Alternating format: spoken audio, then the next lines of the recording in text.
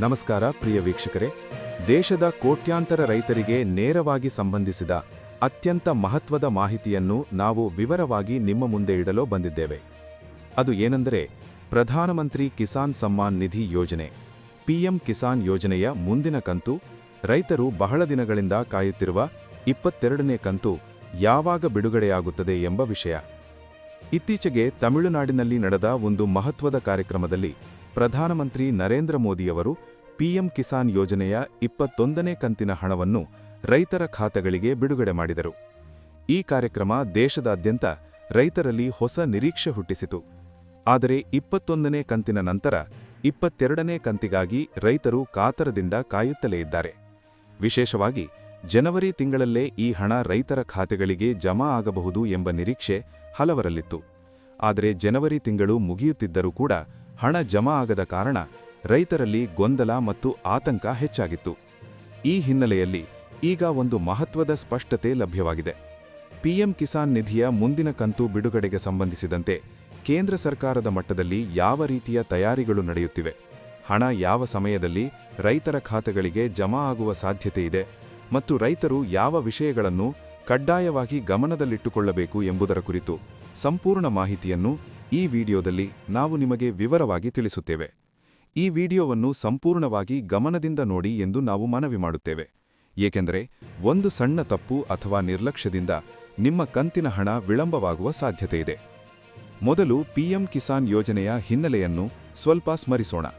ಪ್ರಧಾನಮಂತ್ರಿ ಕಿಸಾನ್ ಸಮ್ಮಾನ್ ನಿಧಿ ಯೋಜನೆಯನ್ನು ಕೇಂದ್ರ ಸರ್ಕಾರವು ಸಣ್ಣ ಮತ್ತು ಅತಿಸಣ್ಣ ರೈತರಿಗೆ ಆರ್ಥಿಕ ನೆರವು ನೀಡುವ ಉದ್ದೇಶದಿಂದ ಜಾರಿಗೆ ತಂದಿದೆ. ಈ ಯೋಜನೆಯಡಿ ಅರ್ಹ ರೈತರಿಗೆ ವರ್ಷಕ್ಕೆ ನಿರ್ದಿಷ್ಟ ಮೊತ್ತವನ್ನು 3 ಸಮಾನ ಕಂತುಗಳಲ್ಲಿ ನೇರವಾಗಿ ಅವರ ಬ್ಯಾಂಕ್ ಖಾತೆಗಳಿಗೆ ಜಮಾ ಮಾಡಲಾಗುತ್ತದೆ. ಈ ಹಣವನ್ನು ನೇರ ಲಾಭ ವರ್ಗಾವಣೆ ವ್ಯವಸ್ಥೆಯ ಮೂಲಕ ರೈತರ ಖಾತೆಗೆ ವರ್ಗಾಯಿಸಲಾಗುತ್ತದೆ. ಇದರಿಂದ ಮಧ್ಯವರ್ತಿಗಳ ಪಾತ್ರವೇ ಇಲ್ಲದಂತೆ ಮಾಡಲಾಗಿದೆ. ಈ ಯೋಜನೆಯಿಂದ ದೇಶದ ಕೋಟ್ಯಾಂತರ ರೈತ ಕುಟುಂಬಗಳು ಲಾಭ ಪಡೆಯುತ್ತಿವೆ. ಇದುವರೆಗೆ ಪಿಎಂ ಕಿಸಾನ್ ಯೋಜನೆಯಡಿ 21 ಕಂತುಗಳು ಬಿಡುಗಡೆಗೊಂಡಿವೆ. ಪ್ರತಿಯೊಂದು ಕಂತಿನ ಸಮಯದಲ್ಲೂ ರೈತರಿಗೆ ಕೆಲವು ತಾಂತ್ರಿಕ ಮತ್ತು ದಾಖಲೆ ಸಂಬಂಧಿತ ಸಮಸ್ಯೆಗಳು ಎದುರಾಗುತ್ತಲೇ ಇರುತ್ತವೆ. ಕೆಲವರ ಹಣ ತಕ್ಷಣ ಜಮಾ ಆಗುತ್ತದೆ, ಇನ್ನು ಕೆಲವರದು ವಿಳಂಬವಾಗುತ್ತದೆ. ಈ ಎಲ್ಲದರ ಹಿಂದೆ ಇರುವ ಪ್ರಮುಖ ಕಾರಣಗಳಲ್ಲಿ ಒಂದೇನೆಂದರೆ ದಾಖಲೆಗಳ ಪೂರ್ಣತೆ ಮತ್ತು ಇಕೆವೈಸಿ ಪ್ರಕ್ರಿಯೆ. ಈಗ 22ನೇ ಕಂತಿನ ವಿಚಾರಕ್ಕೆ ಬಂದರೆ, ಕೇಂದ್ರ ಸರ್ಕಾರ ಫೆಬ್ರವರಿ 1ನೇ ತಾರೀಖು ಬಜೆಟ್ ಮಂಡಿಸಲು ಸಿದ್ಧವಾಗಿದೆ. ಬಜೆಟ್ ಮಂಡನೆಯು ದೇಶದ ಆರ್ಥಿಕ ನೀತಿಗಳಿಗೆ ದಿಕ್ಕು ನೀಡುವ ಮಹತ್ವದ ಕಾರ್ಯಕ್ರಮವಾಗಿದ್ದು, ಅದರಲ್ಲಿ ಪಿಎಂ ಕಿಸಾನ್ ಯೋಜನೆಗೂ ಹಣಕಾಸು ಹಂಚಿಕೆ ಮಾಡಬೇಕಾಗುತ್ತದೆ. ಈ ಬಾರಿ ಪಿಎಂ ಕಿಸಾನ್ ಯೋಜನೆಗೆ ಎಷ್ಟು ಹಣವನ್ನು ಬಜೆಟ್ನಲ್ಲಿ ಮೀಸಲಿಡಲಾಗುತ್ತದೆ ಎಂಬುದು ಈಗಾಗಲೇ ಚರ್ಚೆಯ ವಿಷಯವಾಗಿದೆ. ಕೆಲ ವರದಿಗಳ ಪ್ರಕಾರ ರೈತರ ನೆರವನ್ನು ಇನ್ನಷ್ಟು ಬಲಪಡಿಸುವ ಉದ್ದೇಶದಿಂದ ಈ ಯೋಜನೆಗೆ ಹೆಚ್ಚಿನ ಅನುದಾನ ನೀಡುವ ಸಾಧ್ಯತೆಯೂ ಇದೆ ಎಂದು ಹೇಳಲಾಗುತ್ತಿದೆ. ಈ ಎಲ್ಲಾ ಪ್ರಕ್ರಿಯೆಗಳ ಹಿನ್ನೆಲೆಯಲ್ಲಿ ಬಜೆಟ್ ಘೋಷಣೆಯ ನಂತರವೇ ಪಿಎಂ ಕಿಸಾನ್ ಯೋಜನೆಯ ಮುಂದಿನ ಕಂತು ಬಿಡುಗಡೆಗೊಳ್ಳುವ ಸಾಧ್ಯತೆ ಹೆಚ್ಚು ಎಂಬ ಮಾಹಿತಿ ಲಭ್ಯವಾಗಿದೆ. ಅಂದರೆ ಫೆಬ್ರವರಿ 1ನೇ ತಾರೀಖು ಬಜೆಟ್ ಮಂಡನೆಯಾದ ನಂತರ ಫೆಬ್ರವರಿ ಮೊದಲ ವಾರದೊಳಗೆ ಅಥವಾ ಮೊದಲ ವಾರದ ಅಂತ್ಯದೊಳಗೆ 22ನೇ ಕಂತಿನ ಹಣ ರೈತರ ಖಾತೆಗಳಿಗೆ ಜಮಾ ಆಗುವ ಸಾಧ್ಯತೆಯಿದೆ ಎಂದು ತಿಳಿದುಬಂದಿದೆ. ಈ ಮಾಹಿತಿಯಿಂದ ರೈತರಲ್ಲಿ ಒಂದು ಮಟ್ಟಿಗೆ ಸಮಾಧಾನ ಮೂಡಿದೆ. ಕೇಂದ್ರ ಸರ್ಕಾರ ಈ ಪ್ರಕ್ರಿಯೆಯನ್ನು ಅತ್ಯಂತ ಪಾರದರ್ಶಕವಾಗಿ ನಡೆಸಲು ವ್ಯವಸ್ಥೆಗಳನ್ನು ಮಾಡಿಕೊಂಡಿದೆ. ಸಾಮಾನ್ಯವಾಗಿ ಪಿಎಂ ಕಿಸಾನ್ ಕಂತು ಬಿಡುಗಡೆ ಮಾಡುವ ಸಂದರ್ಭದಲ್ಲಿ ಪ್ರಧಾನಮಂತ್ರಿ ನರೇಂದ್ರ ಮೋದಿಯವರು ನೇರವಾಗಿ ಬಟನ್ ಒತ್ತುವ ಮೂಲಕ ಹಣ ಬಿಡುಗಡೆ ಮಾಡುವ ವ್ಯವಸ್ಥೆಯನ್ನು ಅನುಸರಿಸಲಾಗುತ್ತದೆ. ಇದನ್ನು ದೇಶದ ವಿವಿಧ ಭಾಗಗಳಲ್ಲಿ ನೇರ ಪ್ರಸಾರದ ಮೂಲಕ ತೋರಿಸಲಾಗುತ್ತದೆ. ಈ ಮೂಲಕ ರೈತರಿಗೆ ಸರ್ಕಾರ ನೇರವಾಗಿ ಹಣ ವರ್ಗಾಯಿಸುತ್ತಿದೆ ಎಂಬ ವಿಶ್ವಾಸ ಮೂಡಿಸಲಾಗುತ್ತದೆ. ಆದರೆ ಇಲ್ಲಿ ಒಂದು ಅತ್ಯಂತ ಮಹತ್ವದ ಅಂಶವನ್ನು ರೈತರು ಮರೆಯಬಾರದು. ಅದು ಇಕೆವೈಸಿ ಪ್ರಕ್ರಿಯೆ. ಕೇಂದ್ರ ಸರ್ಕಾರ ಈಗಾಗಲೇ ಸ್ಪಷ್ಟವಾಗಿ ಹೇಳಿದೆ, ಪಿಎಂ ಕಿಸಾನ್ ಯೋಜನೆಯ ಲಾಭ ಪಡೆಯಲು ಇಕೆವೈಸಿ ಕಡ್ಡಾಯ. ನಿಮ್ಮ ಇಕೆವೈಸಿ ನಿಷ್ಕ್ರಿಯವಾಗಿದ್ದರೆ ಅಥವಾ ಪೂರ್ಣಗೊಂಡಿಲ್ಲದಿದ್ದರೆ ನಿಮ್ಮ ಕಂತಿನ ಹಣ ಜಮಾ ಆಗುವುದಿಲ್ಲ. ಇದೇ ಕಾರಣದಿಂದ ಹಲವಾರು ರೈತರ ಹಣ ಹಿಂದಿನ ಕಂತುಗಳಲ್ಲಿ ವಿಳಂಬವಾಗಿತ್ತು. ಇಕೆವೈಸಿ ಎಂದರೆ ನಿಮ್ಮ ಗುರುತಿನ ವಿವರಗಳನ್ನು ದೃಢೀಕರಿಸುವ ಪ್ರಕ್ರಿಯೆ. ಇದರಲ್ಲಿ ನಿಮ್ಮ ಆಧಾರ್ ಸಂಖ್ಯೆ, ಬ್ಯಾಂಕ್ ಖಾತೆ ವಿವರಗಳು ಮತ್ತು ಇತರೆ ಅಗತ್ಯ ಮಾಹಿತಿಗಳನ್ನು ಸರ್ಕಾರದ ಡೇಟಾಬೇಸ್ನೊಂದಿಗೆ ಹೊಂದಾಣಿಕೆ ಮಾಡಲಾಗುತ್ತದೆ. ಇಕೆವೈಸಿ ಪೂರ್ಣಗೊಂಡಿದ್ದರೆ ಮಾತ್ರ ನೀವು ಪಿಎಂ ಕಿಸಾನ್ ಯೋಜನೆಯ ಲಾಭಾರ್ಥಿಯಾಗಿ ಪರಿಗಣಿಸಲ್ಪಡುತ್ತೀರಿ. ಇದೀಗ ರೈತರು ಇಕೆವೈಸಿಯನ್ನು ಹೇಗೆ ಪೂರ್ಣಗೊಳಿಸಬಹುದು ಎಂಬುದನ್ನು ವಿವರವಾಗಿ ತಿಳಿದುಕೊಳ್ಳೋಣ. ನೀವು ನಿಮ್ಮ ಆಧಾರ್ ಕಾರ್ಡ್ ಬಳಸಿ ಆನ್ಲೈನ್ನಲ್ಲೇ ಇಕೆವೈಸಿ ಪ್ರಕ್ರಿಯೆಯನ್ನು ಪೂರ್ಣಗೊಳಿಸಬಹುದು. ಇದಕ್ಕಾಗಿ ಪಿಎಂ ಕಿಸಾನ್ ಅಧಿಕೃತ ವೆಬ್ಸೈಟ್ಗೆ ಭೇಟಿ ನೀಡಬಹುದು ಅಥವಾ ಪಿಎಂ ಕಿಸಾನ್ ಅಪ್ಲಿಕೇಶನ್ ಬಳಸಬಹುದು. ಅಲ್ಲಿ ನಿಮ್ಮ ಆಧಾರ್ ಸಂಖ್ಯೆ ನಮೂದಿಸಿ ಮೊಬೈಲ್ಗೆ ಬರುವ ಒಟಿಪಿ ಮೂಲಕ ದೃಢೀಕರಣ ಮಾಡಬೇಕು. ಈ ಪ್ರಕ್ರಿಯೆ ಸರಳವಾಗಿದೆ, ಕೆಲವೇ ನಿಮಿಷಗಳಲ್ಲಿ ಪೂರ್ಣಗೊಳ್ಳುತ್ತದೆ. ಇದಕ್ಕೂ ಜೊತೆಗೆ ಕೆಲ ರೈತರಿಗೆ ಭೂಮಿ ದಾಖಲಾತಿ ಸಂಬಂಧಿತ ಸಮಸ್ಯೆಗಳು ಎದುರಾಗಬಹುದು.